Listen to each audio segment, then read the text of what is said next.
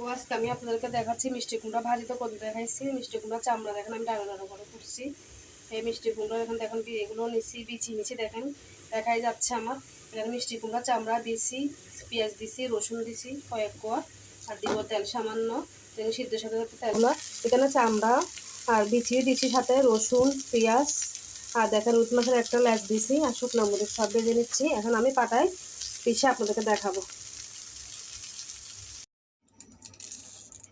দেখেন আমার মিষ্টি কুমড়া চারমার ভর্তা আমি বেটে ফেলছি। আপনারা মনে করবেন যে আমি ব্লেন্ডারে করছি, না আমি আসলে দেখেন পাটায় করছি, দেখতেছে নেই। দেখেন মিষ্টি কুমড়া চারমার একটু গোটা গোটা রয়ে গেছে, একটু একটু দেখেন এরকম গোটা থাকবে। এখানে আমি শুকনো মরিচ পেঁয়াজ রসুন আর একটা রুট মাছের লেজ দিছি, দেখছেন আমি ভেজে ফেলছি সব একসাথে বেটে, সবগুলো ভেজে একসাথে আমি বেটে ফেলছি এখানে ধনে পাতা দিয়ে। দেখেন আমার ছেলে নিয়ে খেতে আছে, এত মজা হয়েছে বলার মতো না, এটা অনেক সাথে। আপনারাও মিষ্টি কুমড়া